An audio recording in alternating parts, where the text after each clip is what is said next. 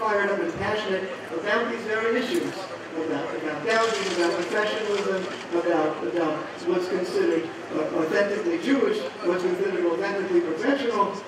These are very serious issues. So I wanted to talk a little bit about it and tease your mind to realize that all of us, it is extremely, extremely tricky and challenging to be careful that in different ways we don't just accidentally co-opt secular values into our Jewish value system. I'm not telling you we shouldn't have secular values. As professionals, we have values, and we use them. That has nothing to do, that's very different than accidentally, right under the radar, sneaking in and identifying something and calling it a Jewish value or thinking it just is a value because it has to be, when it has nothing to do with Jewishness. And I want to give you a very striking example with a thought experiment. Okay? Imagine a school playground. We're talking about bullying. Imagine a school playground. This could be any yeshiva or moiser or day school, anywhere in the United States, from the most right wing to the most left wing. Imagine a playground, and you have, and Reuven the bully is going to now take a cup of milk and pour it into Shimon, the victim's knapsack. And this is just about to happen, and it's going to happen anywhere. We know that it does happen, right? So Reuven the bully is going to take a cup of milk and pour it right into Shimon's knapsack, ruin his homework, ruin his everything. Shimon's had it up to here. For years already, he's been bullied. He can't take it anymore. And happens to be, as Providence would have it, as God would have it, there's a brick right over here. He takes the brick, he bunks Reuven the bully over the head with the brick. Listen, he's only in 4th and 5th grade, so Reuven gets cut. He comes crying and running to the principal's office. He's all cut. It's a big taram.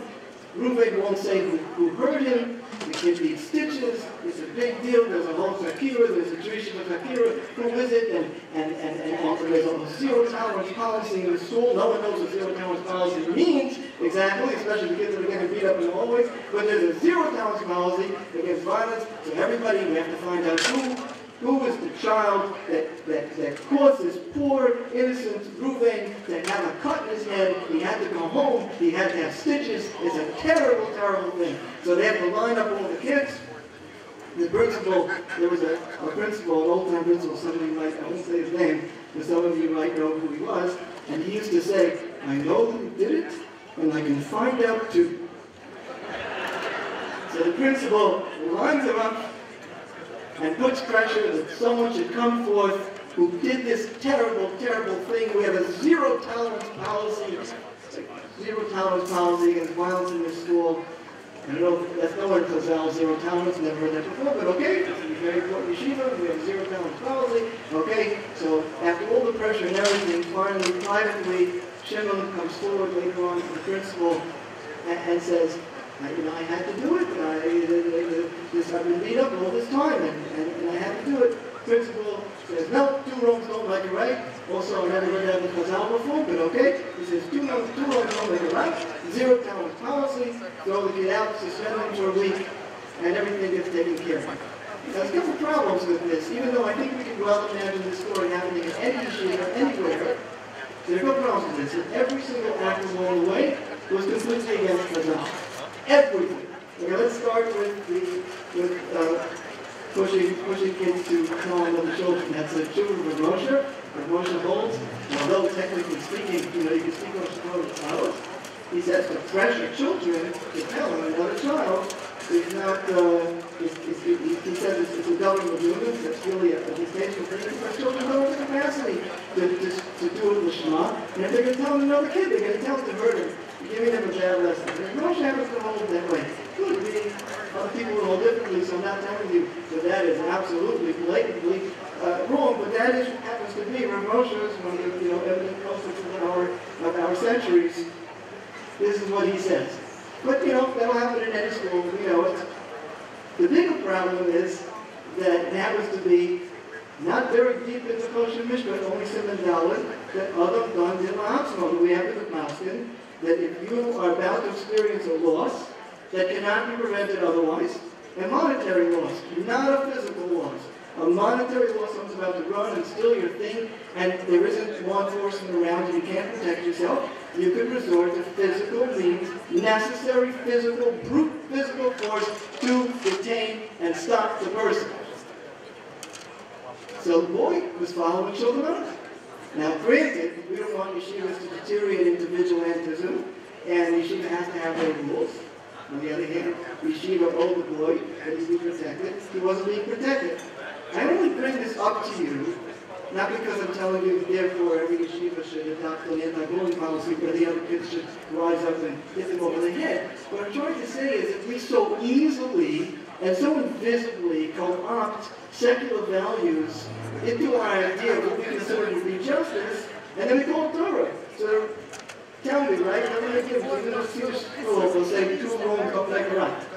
Zero tolerance policy. All these kids come in that are not chazal. And then the whole entire process. So we have to, what does it have to do with us? We have to think about when we do something, you want to be a professional? Go ahead, be a professional. People aren't coming in your office to hear a Torah. In fact, as I remarked once on the listserv recently, that if, it was actually a letter also, that if we were to give our clients Torah, we'd be doing Geneva. Because they're not paying for Torah. They're not paying for Moshe schools. They're paying for therapy. So I'm not telling you that we shouldn't be professionals. I'm saying that in order to be a really good professional, and in order to be a really good Jew, in order to be a really good Joseph, you have to be master and double the double. You have to understand what your thing is. Don't pretend the Jewish value is a secular value. Don't pretend the secular value is a Jewish value. Sometimes they really work together smoothly, and that's a lot of fun. And I enjoy writing about that personally, but other times they're very, very different. I'll give you another interesting example of how this stuff just slips right in, under the radar. You don't even see it because we're not thinking. You could use the word countertransference. You could say it slips under our radar because we don't want to see it. But I recently was giving a training to some Rashi Chabura and Rashi Koral in a very, very prominent, preeminent bastion of literature Torah. I can't say the name, but a very, very prominent place. It was really, the people in the room was 20 Rashi Chabura, and they were tremendously coming, and they wanted to get some guidance just about some basic ideas about mental health. So people come to them with marriage problems, and people come to them with OCD issues, and they would just have a sense as to what they could give advice about, what they could give counseling about, and what they really do need to make referrals. So anyway, one of the units that we were covering was just to be able to read between the lines when you get a child. When someone asks you a child, is it true that you have to keep this minhag? That your wife has to follow your family's minhag or whatever? You already know that there's something behind it. So one of the people spoke up and said, well, what if they don't want to hear what I have to say? A guy came to me and said, I don't want to know, I don't want any advice. I just want to know what the halacha is. I don't want to know don't give me any advice. Just tell me what the halacha is. So, I'm not really such a yeshivish guy, but I really got very yeshivish at that moment and said, in my very yeshivish voice, I said, my boy side, how you talking? Is there such a thing? Have you ever heard of such a thing in your life? Someone going to a Rara and saying to you, and the chutzpah is saying to you, that I don't want to be told what to do, I just want to be told the halacha is, you idiot, that is the halacha. The halacha is what the Rara tells you what to do.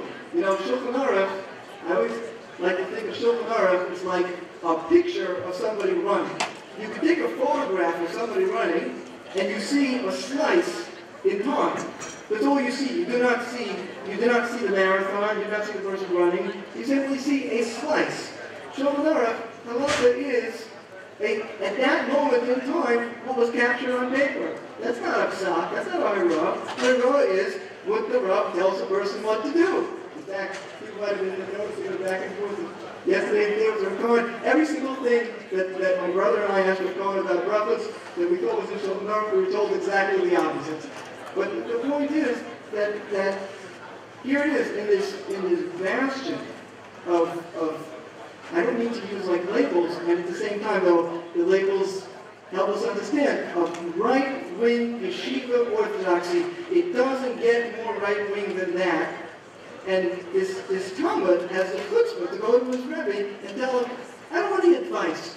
Just tell me the halacha. I said, guys, I did say guys at this point. I said, guys, you know, a guy can wear a baseball hat and he can be much more yeshivas than that gentleman that asked me that crazy shot. I said, how crazy, how messed up, and how, you know, distorted are the values. So what I'm trying to say is it's so easy for us to just completely not notice how American ideas and American values, which can be very important, very helpful to us as professionals, but they also can contaminate and have some of our thinking so we don't know what really is and what really isn't. And my suggestion to you, and my visit to you is that this is a tremendous opportunity. There are many conferences out there, the family therapy network conferences, and there are all kinds of psychic trainings that you can get, and I'm a big fan of that, and you should go get them. You should be the best professional that you are, and if we try to provide the best trainings over here, but if there's a specialized training, go, get it. Doesn't make a difference to be the only full person in the room. But if you're here, you have a great opportunity to find out the truth. And the truth takes a lot of courage. And some of the most courageous people are in this room. And you have the courage to face your own countertransference. You have the courage to face your community's countertransference, to look into the Nefesh, to look into your own Nefesh, look into client's Nefesh, and do a great job. Find out the truth. Find out how to be the best professional. Find out how to be the best Jew. Find out how that works together. Find out how that doesn't work together. And have a great time. Have a great time here today. Now, my final word is, I want to speak just for a moment about Miriam Turner.